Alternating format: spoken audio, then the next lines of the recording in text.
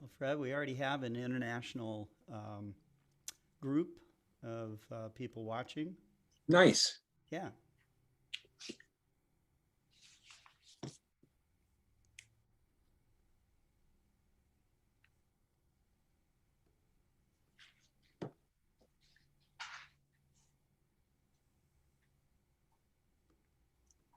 Somebody's watching from the Arizona Sky Village, it looks like. You mean besides me? Yes. Well, Mike Wiesner from Oracle's watching. Okay. Yeah. Yeah, I remember Mike from.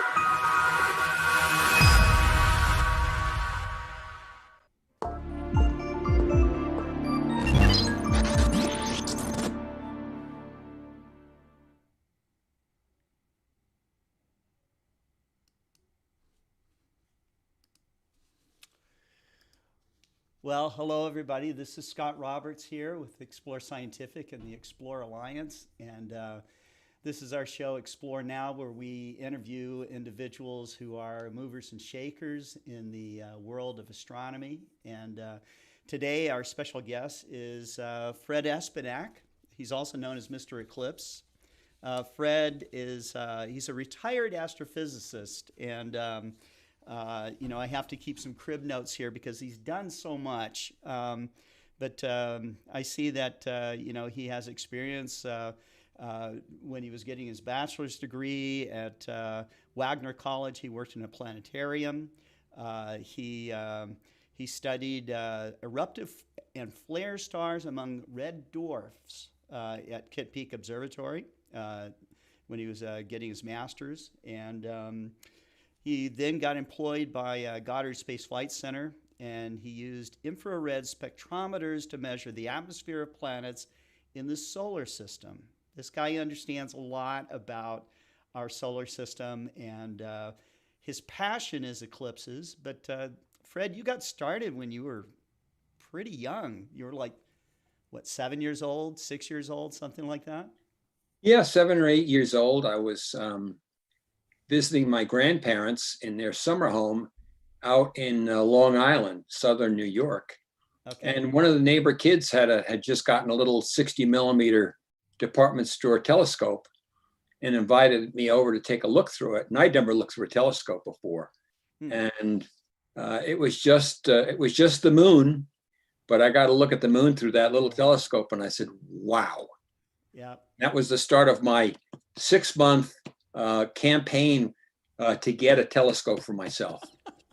I got my own little 2.4-inch refractor, I think, the following year, and Wow. that started me off on the road. Okay. All right. You can see the little refractor behind me. This is a 40 millimeter. That's my first telescope. Oh, And nice. again, my whole interest at the time was the moon because I get this right when Buzz Aldrin and Neil Armstrong had landed on the moon, and I was relentless. I mean, Yeah, relentless asking yeah. for this telescope. And I still have it today. I keep it on my desk because it's, to serious amateur astronomers, this is considered a Christmas trash telescope, right? So it's on a wiggly mount. It doesn't even have a diagonal. The finder scope is just a tube, no lenses, that kind of thing. But But whatever gets you started, it's critical. that's right. That's right. You've had really an amazing career. We were talking before we started broadcasting here, and I was telling you, how I got to learn about you. Of course, it was if you have heard of Fred Espenak and you haven't seen him lecture, but you probably know him from all of his eclipse work. He is probably, in the top, I don't know, in my book, top three, solar eclipse experts in the world. And he's spent a lot of time in the moon shadow. I think when I saw him give his first lecture, or not his first lecture, my first lecture to see from him at the 2017 total eclipse in Casper, Wyoming. He was at the Astronomical League convention, and he was relaying how many hours he had spent in the shadow of the moon. And so, how many eclipses have you racked up so far? For total solars, I think I've been to either 28 or 29. I have to double check. I was supposed to go to Chile this past December, Right. but of course that's because of COVID. We didn't go, and that's the first total solar eclipse I've missed in nearly 30 years. Goodness. Now, had you have gone in the place that you picked, would you have had a good shot at it or not? No, they had awful weather. It was Yeah, so raining. see, that's your good karma. That's your good That was karma. it was a little bit of consolation for me. I felt sad for the people who were there, Oh yeah. but they had some terrible weather there. Most Right. people in that area, there were a couple of lucky people who were in holes in the clouds or got away from the weather, but the whole general area was in bad shape in terms of the weather on eclipse day. Oh yeah. Well, kind of going through a similar process of being really interested in astronomy at a young age. I totally get people that want to continue on and study, but to do things at the level you've done them, Fred, you must have had some major influence or mentoring. What would you say were the things the touchstones or whatever the main points of or people that help you attain the levels of research and all your work you did at NASA? You know, uh, Well, I remember I had I had a very good um, high school teacher in earth science hmm, who really encouraged me along. When I was in undergraduate school, I was majoring in physics, and I had another teacher there who focused on meteorology and geology, and I learned a lot from him. But I was always sort of a self-starter. mm-hmm, Once I got interested in something, it was hard to keep me at bay. yeah. Were there any obstacles though? Were there any times where you just go, "I'm going the wrong direction. I should have done this. I should have become a lawyer. I should have become a doctor Well, or we whatever." our family had some financial issues because my father's business he came near to declaring bankruptcy right when I Oh, started college. So all the monies that had been saved basically for my education were like poof. wow. So I scrambled and I was able to get some scholarships, and I was able when I went on to graduate school, I was able to get some teaching assistantships, and I had also in college I took out a small loan. Okay. It was large in those days, but it was only $3,000. But um, I managed to pay it all back when I graduated from grad school. Right. Wow. But Okay. living like a church mouse for several years. It was living on a lot of Swanson dinners, frozen dinners, Right. Right. and Campbell's soup. Oh goodness. Um, before we get into your new book, I'm sure that people would like to hear also your story of how you got into eclipses. I think this happens at a pretty young age, and um, it seemed to me that you had made a special journey or something like that to see your first eclipse. How did that story go? Well, I think I had seen, for one thing, I had seen a partial eclipse, again from my grandparents' summer home Mm-hmm. in July of 1963. And I didn't even know what a total eclipse was at the time.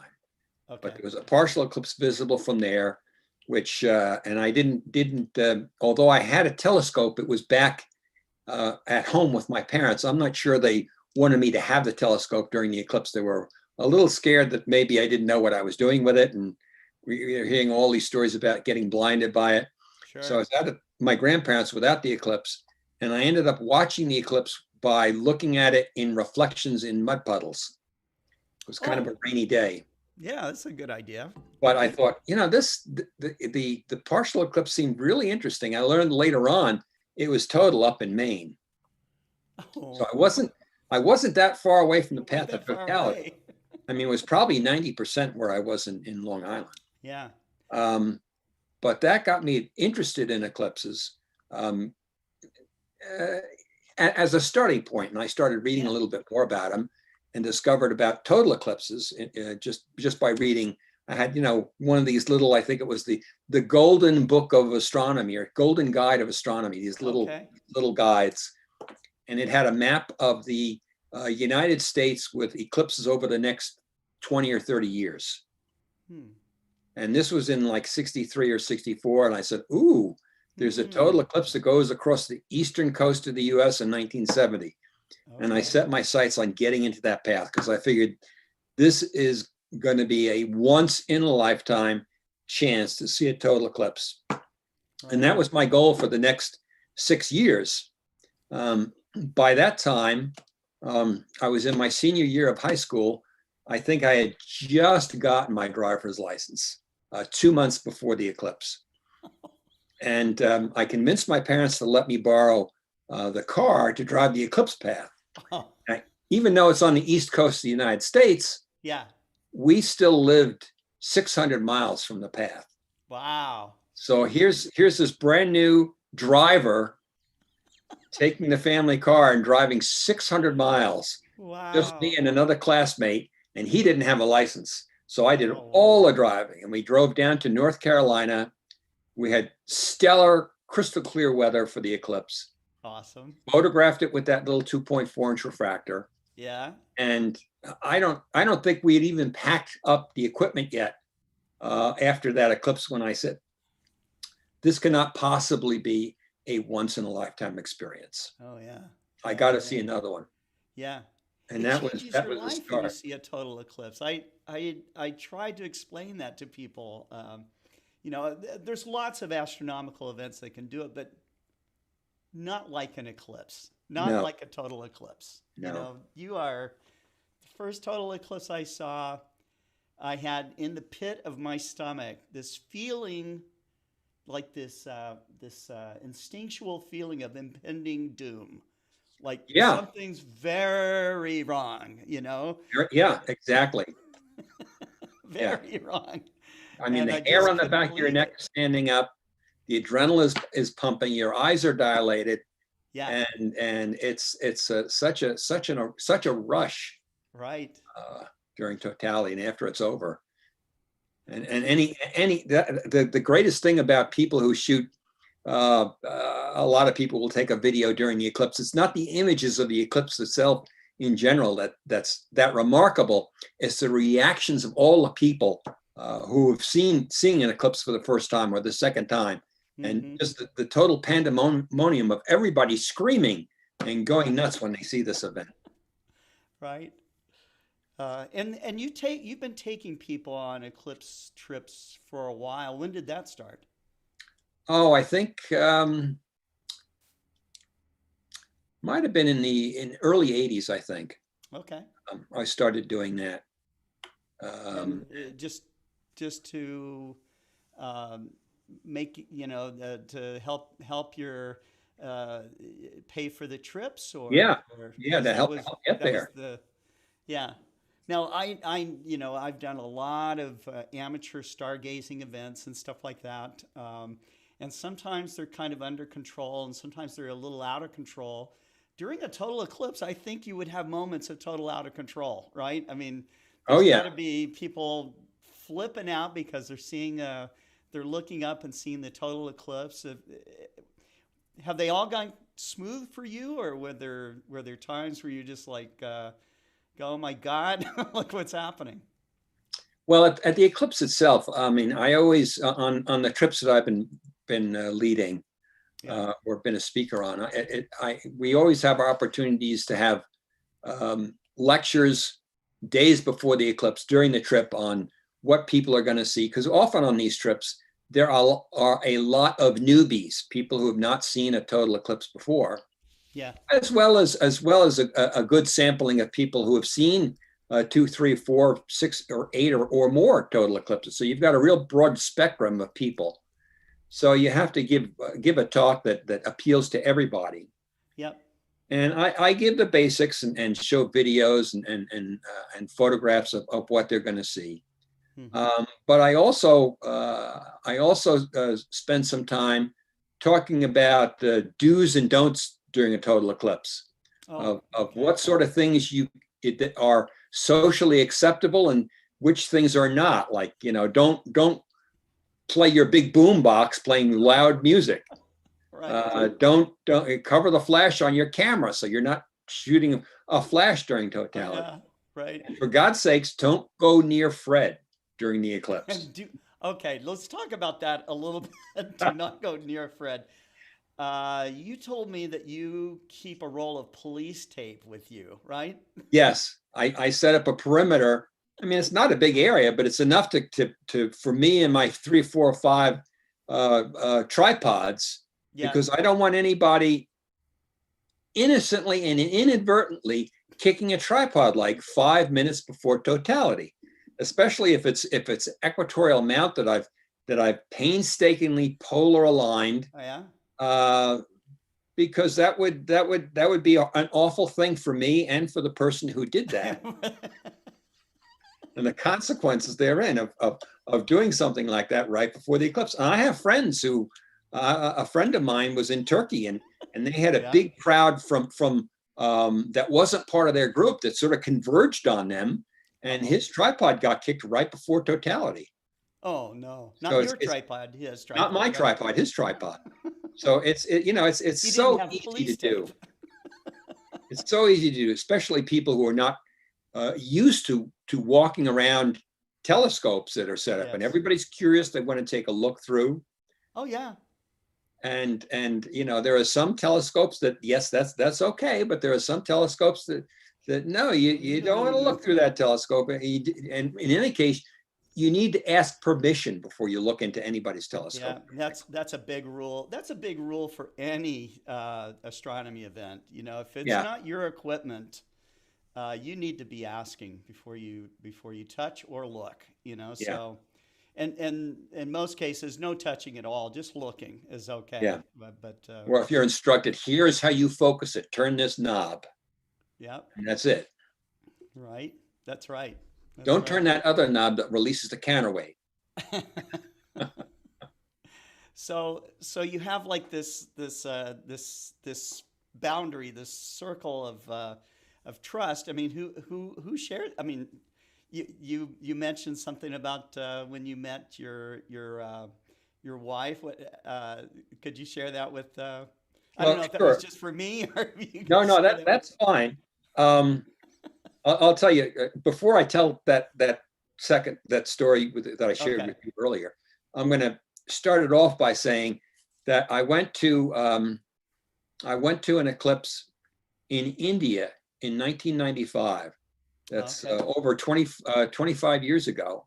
Yeah. And that was one of the first, I think that was the first trip I did with Spears Travel out of Bartlesville, Oklahoma. And on that particular trip, I met this woman who we struck up a friendship with. Nice. And this was her first total eclipse. Hmm. She'd been to two other total eclipses where she was clouded out. So Oh, she'd been trying for almost 25 years to see a total eclipse. wow. So everybody in our group, everyone else in the group of 30 people had all seen a total eclipse. And this one woman who hadn't seen one, she became the focal point of everybody because everybody was cheering for her. They wanted her to see this total eclipse. Yeah. And I gave her some advice too. And we continued that friendship. Well, long story short, we became an item. And fast forward a couple of years later to the Aruba eclipse in 1998. And this was we had just started going together by then. Okay. And this was our first trip together, Hmm. first Nice. vacation together. So we were setting up on Eclipse Day. It was a cruise through the Caribbean, but on Eclipse Day we were in the island of Aruba, and a good number of our people were in this park setting their telescopes up that we had reserved. And I was there putting my stakes in the ground and putting my police tape around my telescopes. And Pat was unsure of where things were going with the relationship. So she said, I have one question today. Am I inside the tape or outside the tape? Ooh. And fortunately, I thought about it for a second. I said, you can be inside the tape, but you know the rules. Yep. Do not So touch this she thing. saw that as a good sign for the relationship. Oh yeah. Well, that's awesome. That's awesome. So we've Yeah. been to many total eclipses together now. Oh. Most recently was Chile back 2 years ago. Oh yes. Yeah. And I think I was at CTIO, but I think you were maybe a little bit north of me. Not far, yeah, in the Elqui Valley, north Yeah. of And Vicuña. yeah. Vicuña is. I've talked about Vicuña a couple of times on this show. It's such an amazing little town. Yeah, It's like an astronomer's fantasy yeah, town, yeah. right? That's So the tourist industry. There is astronomy. How many towns do you know that have astronomy as a major tourist industry? one, Yeah, Vicuña. There should be one here in the United States somewhere, you know. But yeah, yeah. um, now today you live in near Portal, Arizona, uh, and you take you're doing amazing deep sky work. You know, I follow you on Facebook and see this beautiful stuff that you do, and your Milky Way shots are amazing as well. Did you always do deep sky stuff in the past, and we only know you from eclipses, or I've is always that new? I've always tried to do deep sky stuff, and it's only since I've been able to get out here to Arizona and have a permanent setup Hmm. that I've really been able to improve. Plus, the technology has changed so much because That's in for the sure. early days, I was shooting film, and that was so torturous and difficult to do good Hard, work with film. yes, very The, hard. The people who are good at it, the wow. kids these days don't know how easy they've got it with digital cameras. That's right. I mean, even I've seen Milky Way pictures taken with cell phones, for God's sakes. Oh yeah, It's incredible what can be done with simple it's equipment now. yeah. I have an old iPhone 8 Plus, and I'm going to trade it in for the 12 because how well it can do night Yeah. sky photography. So, um, well, that's great. Well, you're doing amazing work, and I think you're keeping people. You've always kept people inspired. If you haven't seen Fred give a lecture. You have to go and see him because he his you know his knowledge of the history of astronomy, especially of eclipses, the way that he can. He, I've had some good history teachers in the past that I've always been amazed at. Fred, if he was my history teacher, I mean, that would have been just the most amazing thing for me because he brings all of this stuff alive for you, okay? And I think that he understands he somehow embodies the spirit and soul and all the amazing, thrill of seeing an eclipse. He's one of the few guys that I know that can actually articulate what that feels like. And I can tell you it's amazing. You got to see one. It's life changing. Fred can tell you why. Okay, and so, but so I feel very privileged that I got to see you give one of those lectures. Thank you, Scott. Um, but another aspect too, with all your work at NASA and your research, I think that kind of set you up to working with large data sets. And you've written these compilations of these almanacs that go on for a millennium. Okay. Um, we might only live to be 100 years old, Fred. Why is it so interesting, or how is it useful, do you think, to understand eclipses that are going to go on until 100 years, 200 years, Well, it's 500 years? just academic curiosity, just to see where various eclipse paths have been in the past and in the future, and then Mm-hmm. make detailed maps of them. And in terms of a practical use, there, especially the historical maps are of great use to a continuing use to historians and scholars researching various histories that might have mythologies or stories about eclipses to try to tie down when a particular event took place based on tying it with a specific eclipse.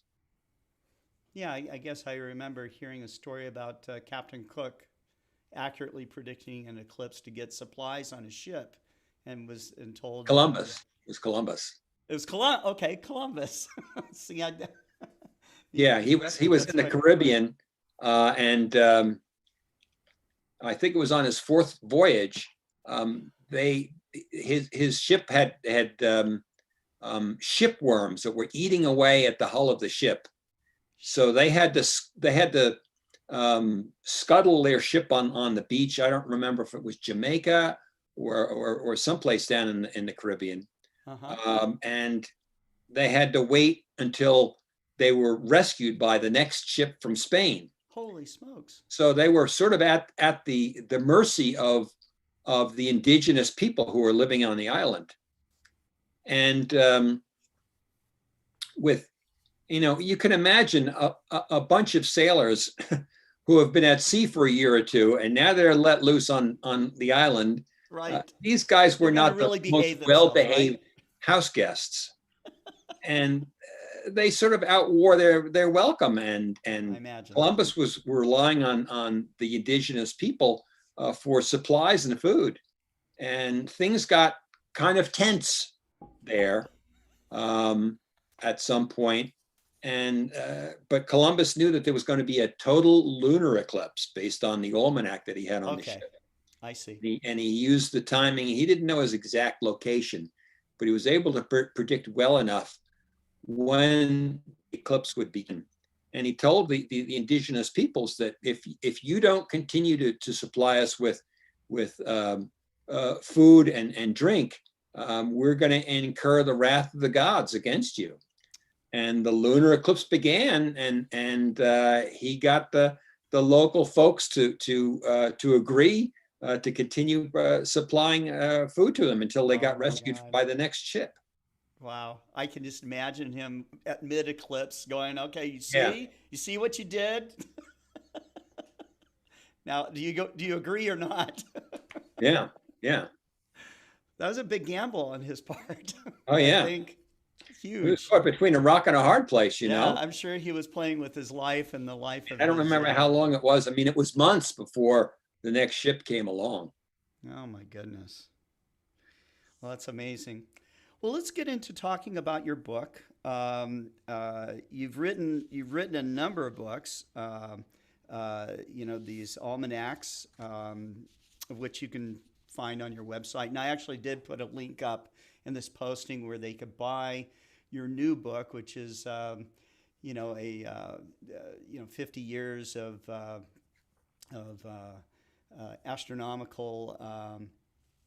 Let me get the name right here. I'm going to screw this 50-year up. almanac of astronomical events, 2021 to 2070. 2070, right? So, and you have like 10,020 entries in this of all kinds of events in there, including lunar eclipses, solar eclipses, conjunctions, Oh meteor yeah, showers. there's meteor showers in there too. Yeah.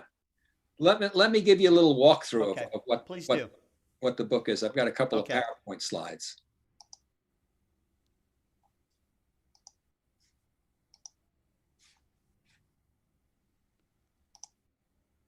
Okay, so that's the front cover hmm with the title there, beautiful and cover. the types of events. These are all solar system related astronomical events over the next 50 years. Uh, the most uh, uh, the most obvious ones, the brightest ones, the most conspicuous planetary events that are taking place in the next half a century. And here's a list of the types of events that are in there included. All solar and lunar eclipses. There are phases of the moon. Every apogee and perigee of the moon with the moon's distance from the Earth. Oh wow. Okay. The dates and times of equinoxes and solstices on the Earth. Aphelion and perihelion of Earth, Mars, and the major planets. Oppositions and conjunctions of the planets with Earth, elongation dates of Mercury and Venus, hmm uh, the dates of close conjunctions of the moon with planets and bright stars, close conjunctions of planets with planets themselves with other planets and bright stars, and the peaks of the major meteor showers. So it's Awesome. a lot of different types of events. Right. And This is a page from the almanac. This is a little difficult to read, but I'm going to zoom in on the first month of 2021 and blow it up so you can see it in a little bit more detail. So sure. this is what the events look like. You've got the date and the time. All the times are given in Greenwich Mean Time. And there's also a table earlier in the book to convert it to other time zones around the world. But it gives you the approximate time of Earth's perihelion and its distance from the sun in AUs, the peak of the quaranted meteor shower. We've got the phases of the moon, last quarter, new moon, first quarter, full moon, moon at perigee with the distance.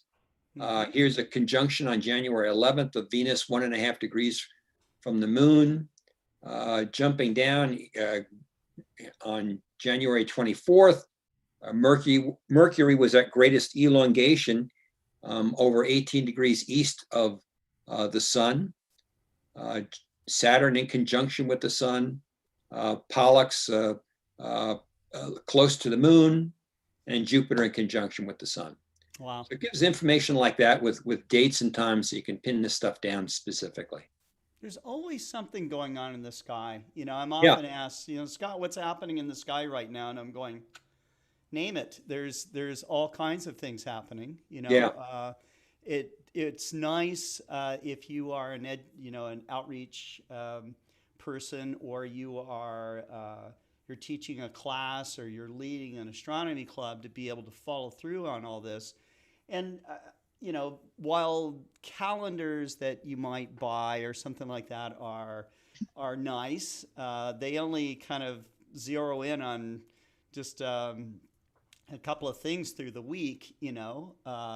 And you look at something like this, and it's This is just like every few days, there's something really pretty major Yeah. going on, right? And you can, with something like this, you can quickly check, well, when next August we're going to plan a vacation. When is new moon? When is full moon? That's And right. if you don't have your computer or laptop right in front of you, it's quick and convenient to just thumb through this really quickly and look up dates. Well, there's so many options on the internet these days. You type into Google, when is the next whatever, and you get a ton of stuff, okay? Right, And it's like, well, is this particular web page going to offer me good stuff, or is it going to send me to a zillion clickbait stories right. that as I try to drill down to what I want to look at?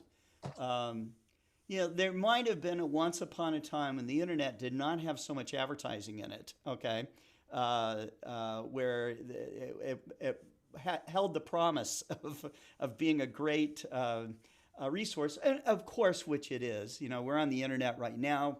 I have Fred on with you live, but nothing quite replaces a book. You Yeah, turn on the light, I'm a the bit old book's school. on. I like having the electronic versions of things, and this book is available both as a paperback or a Kindle version. Yeah. So you can have it on phone or a tablet or whatever. Hmm. But this was actually inspired by some web pages I designed last month, Okay. um, and that's on my website astropixels.com. And I developed a resource called the Sky Event Almanacs, and Okay. this this is an enormous amount of material there because basically I cover 100 years from 2001 to 2100. 100 years. I cover 24 time zones of the Wow. same type of sky events around the world. So 100 years, 24 time zones. That means I've got 2,400 individual web pages. Oh my God. So on the Sky Event Almanacs, you can go on this website Yeah. on AstroPixels, pick any year, any time zone you want, and you'll get a similar kind of a list of events taking place. So here's Hmm. the same page online for Greenwich Mean Time for January through June through July and December. That web You page. guys are So definitely going to that's want to that's bookmark that's this page. so this was an outgrowth of or this is how the book started, because after I put this online, I said, this is great. I'm happy with this resource, but I still want to have a book that I can grab really quickly and look stuff up, even if it's only for one time zone and for 50 years. Right. That's practicable enough and convenient enough to be able to carry around and not have to have every single year or every time zone. That's true. That's true. We have some comments and questions here, Fred. Uh, but some of them are, comments about, seeing a total eclipse or a partial eclipse, and people are always amazed by that. There's been some strange things that have happened. Uh, but let's here's Mike Overacker. He says, I've been following Fred for a long time. He's the one person I really treasure with eclipse knowledge and outreach. I finally saw my first total in 2017, and I thought of Fred while it happened. Um, let's see. People are appreciative that you're on today. I'm appreciative that you're on too. Um, a lot of people, their first total eclipse was the 2017 total eclipse. Yes, You a know, whole new generation of eclipse chasers um, came into existence in 2017 because of that eclipse. right? And I can't imagine everybody's going, "Oh, I saw one. That's good enough. I don't need to see another one." Yeah, check it Never. off the list. Done Check that. that one off. I got the total eclipse one. Yeah. No, you definitely want to see another one. Um, let's see. And there was a story here. So I'm scrolling down, a lot of comments. There's a story here about someone that was during totality, a bunch of hornets came out and stung them. Wow. They each had like 20 stings each. It just that's a very unusual story, I think, I during a haven't total heard that eclipse. But before. unusual things happen during a total eclipse. Yeah. Um, a friend of mine was on a cruise, an ocean cruise, out in the middle of the ocean, and during totality, and I think this was the 1991 eclipse. They said that a school of dolphins started leaping out of the water. Okay, during totality, and it makes me wonder how. Wow. I mean, we're amazed by it, but Yeah. you know, but it does affect animals, and cows will start heading off to the barn because they think Off it's to the barn. Yeah. time to go to Flowers will sleep, close up. right? Um, birds go into their nocturnal mode, and it all I happens remember the pretty quick. crickets in one eclipse in Africa, 5 minutes before totality, as the light was dropping, the Yeah. crickets came out singing their night song. So that serenaded us during totality. That was Oh, quite that's eerie. awesome. That is awesome. Well, that's great. So, uh, Any questions, anybody out there? yeah, it's mostly comments here. Okay. But one question is if somebody wants to know how they can get a signed copy of your book from you. Oh, why don't we talk after this Okay. interview? Okay. We can arrange something like that. Yeah. Yeah. We're happy to help if we can do that. So, Yeah. sure. That in that case, they'd have to buy the book directly from me instead of Amazon. Yep. And I Okay. can do that. I can do that. Perfect. Perfect. Um, and we can give, we'll follow up, and I do these shows every day, so I'll follow up with details of how they can get in touch with you to do that. This book is so new Yeah. that I haven't gotten my author's copies yet. Oh, okay. They're supposed to be shipped I'm supposed to have them by the end of this week. So I haven't even seen the hard copy of this thing. I've got the Kindle version, of course, Sure. but haven't gotten a hard copy yet. Okay. Well, Soon. goodness. Um, and what's your next eclipse expedition? I'm sure you already have it planned out. Oh, we've got something planned. Okay. Um, we're and Pat and I are really looking forward to this because this coming November, hopefully, if this pandemic is under some sort of control, Mm-hmm. and Pat and I have gotten our first COVID-19 vaccinations. We're getting our second shots in 2 weeks. Oh, great. That's So great. there's that obstacle. And the next thing is what's international travel going to be like? Because in November of this year, we're hoping to fly down to Argentina and get on a cruise ship to see the total eclipse off the coast of Antarctica in December. Wow. Okay. And that would be our second total eclipse from Antarctica. So we're really looking forward to that. So over the Christmas holidays, I flew to Central America, and Okay. getting down in there, I had to have a negative COVID test that had a freshness dating on it and everything. And at that time, there was no requirement to fly across the United States with a negative COVID test, so you could just jump on a plane. Yeah. And getting all the way down to Houston before I head down to Central America, they also did not ask me if I had my COVID test. Okay. It's only when I arrived When you that I get off had the to have plane. this. Yeah, Yeah. getting off the plane and you're walking up and there's a doctor and a nurse there and they have you in a line. Okay, so you can't like go around or, somehow escape this. Okay. And they're doing they did a full body scan to check my temperature, so you're Yeah. walking through this thing and I handed them the negative COVID test. I was down there for a couple of weeks. I then had arranged to because I thought for sure I'm going to need negative COVID test to get back in the United Yeah. States. So I have blood drawn. I have both kinds of tests done. Okay. Wow. Comes out negative, and I've got all my paperwork and everything. And I get to the airport, and at that time, The United States was not requiring any negative COVID test. Okay. So Yeah. this is a fairly recent trip. I Oh, think things have changed. it's a moving target. Yeah, I think they have changed. These And I the think it's regulations on this by stuff. country where you're going. Yeah. So, if you're looking at doing the same thing, going to Argentina, you'd want to, get the recommendations from, local sources of where Oh yeah. you could get those tests. You should also, I also did buy COVID insurance. You can get COVID insurance. It's pretty cheap. It's about $100.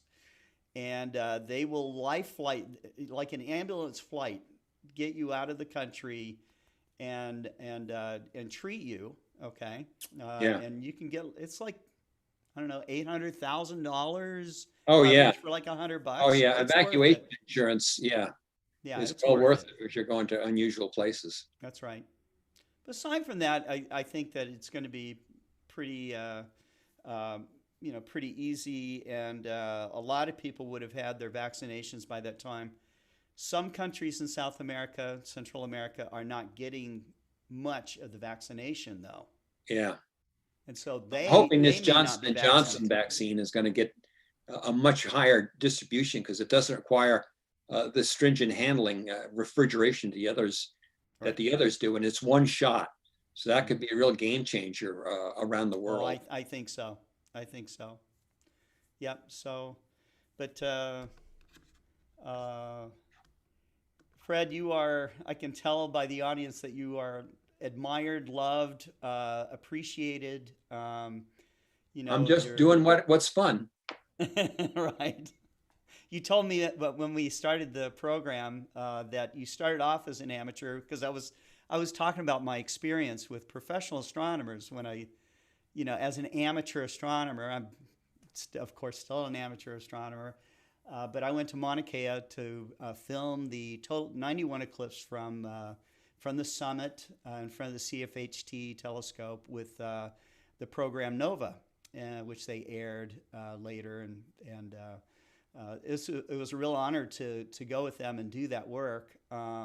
But I had no idea what it was like with the culture of professional researchers at Mauna Kea, And at the time, and I think Mauna Kea is still this place, it's one of the most sought after places to go do research. But it's kind of rough with getting scope access, and you were describing what it's like to apply for time and if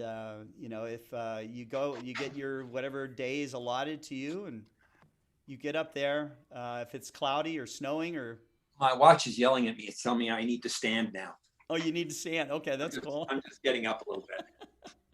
But it's not like the amateur astronomy world at all. Um, so, but the point I was trying to make here was that you started off as an amateur, loving it. Your talks, sometimes scientists are a little dry when they're giving a talk. It's meant for academia. Fred does bring this to life. He can talk about really complicated aspects of astronomy to almost anybody. It's because he understands what he's talking about, and he. In some cases. But you say now in retirement, you've been retired for a little while. You've returned to being an amateur astronomer. Do you still do some? Are you tempted to do research, or is it? Are you just doing what you love to do?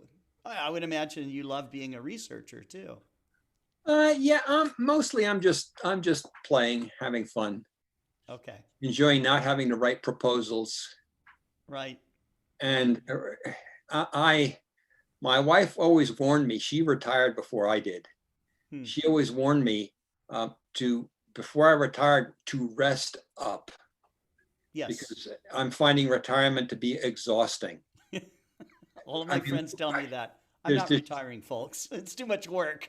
It's just nonstop. We've got projects going all the time. I'm helping her. I've got my projects. and you just can't do everything. You can't get to everything, but it's great. And we're loving it. That's awesome. Fred, do you want to talk about some of the other publications that you have, or? Sure, I can just mention that another publication that I published back in what was it, back in October. Let me see if I could find it here.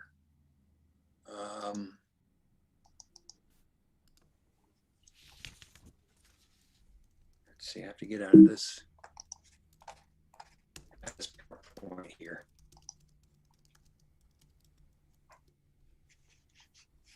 And pop over to another one.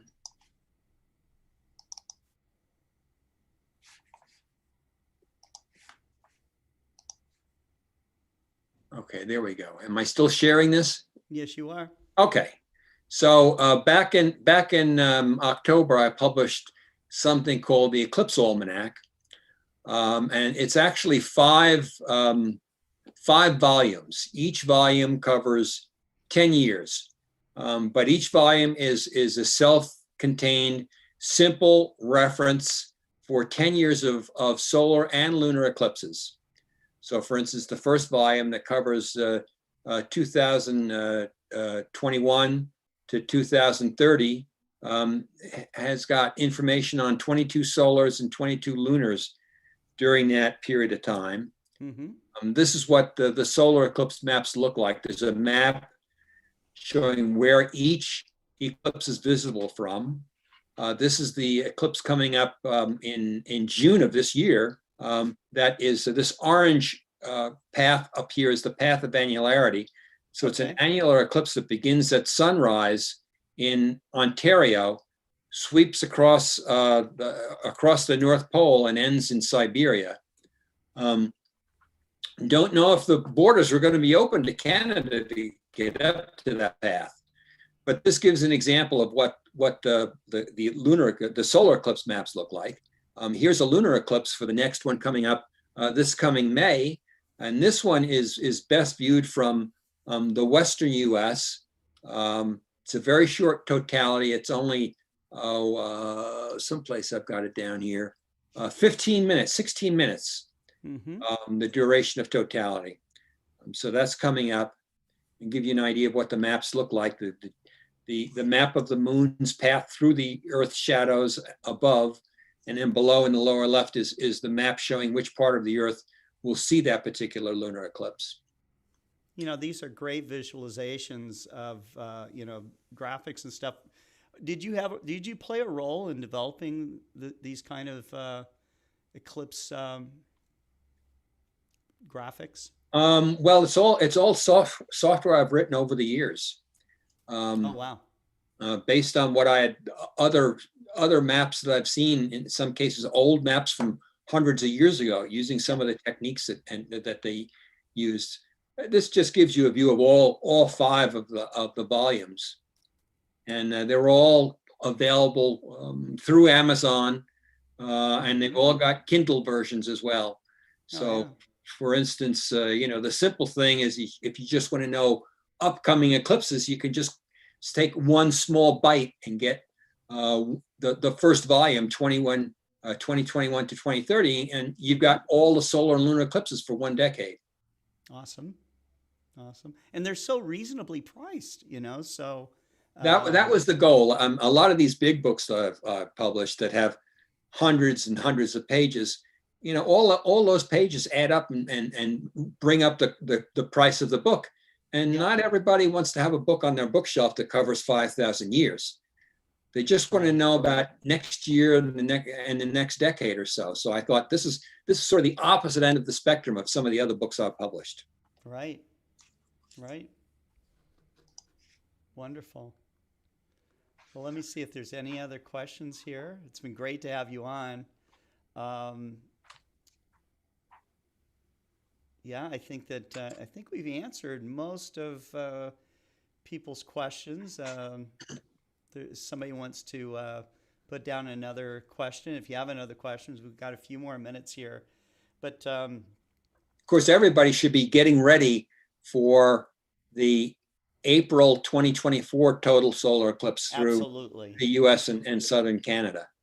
Yeah, we're already making preparations for it Yeah, too. And I think that all of us that were in the telescope industry, we learned lessons of what a massive uh, buying frenzy can be oh like, you yeah.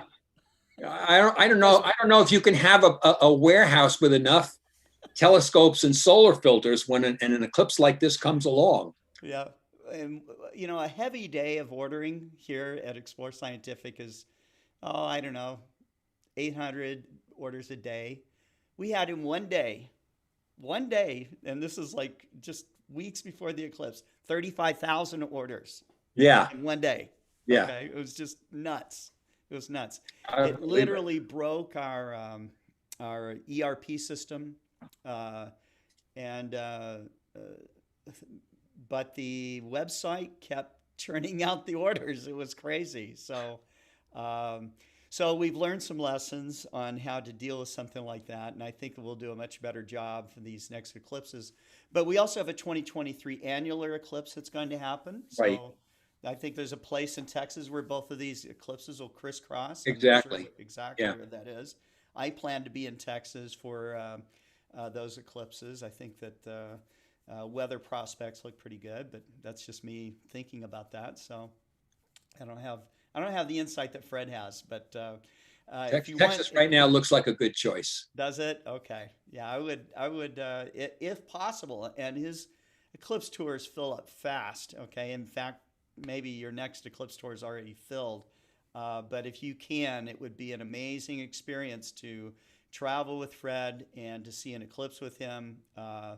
Because that's really getting the best front row seat you can possibly get. So, Fred, thank you so much for being on with us, and uh, we're uh, we're looking forward to seeing more of your work. I'm looking forward to seeing more of your beautiful night sky photography and your deep sky photography. And I don't know if you sell that online, but you should. You have I have experience with fine art photographers, and your sense of composition is quite good. And so, Thank um, you, Scott. yeah, yeah, you should think about that. Um, and our next program is coming up here at we're at the 5 o'clock hour right now. In an hour and a half, 6:30 Central, we will have the Winter Star Party pre-show, and so we will have David Levy on with us. I think Sergio Figuera from the Winter Star Party will be on with us as well, and we'll be talking about this amazing virtual event that these people put together. Now, if you've seen other virtual star parties, and certainly I do them at least once a week, okay, um, you would have experienced it on a live level like what we're doing here. This is all pre-recorded, but it's so well mixed and so well edited and so rich with the you know uh, legacy lectures that they have going on, including lectures from Tippy Dioria, who founded the Winter Star Party. Um, I think Don Parker is part of this. I saw bits and pieces from Mike Reynolds. And it's 4 days of this, so it's not the same videos every day. It's four different shows. And so after if you're out there, sitting there shivering in Duluth somewhere, or Kansas, or wherever, or here in Arkansas where it's also very cold, uh, seeing the sunny skies of the Florida Keys is going to warm your heart and make you want to go to the next Winter Star Party. So I thank you very much, Fred. If there's anything else you'd like to add, or I think we're at the end of the program. No, thanks. Thanks for inviting me. It was fun to come visit for a little while. Yeah, yeah. Thank you so much. All Thanks, right. Scott. All right. Take care. And we'll see you everyone later in just an hour and a half. Okay. Take care. Clear skies. Clear skies. Bye bye.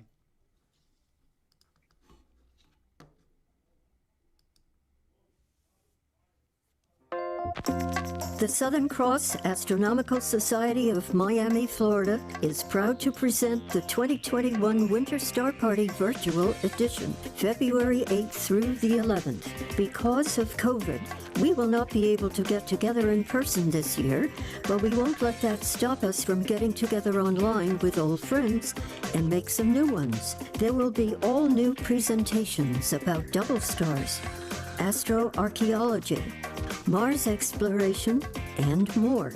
Enjoy classic videos from past winter star parties by Tippy Dioria, Dr. Mike Reynolds, John Dobson, and more.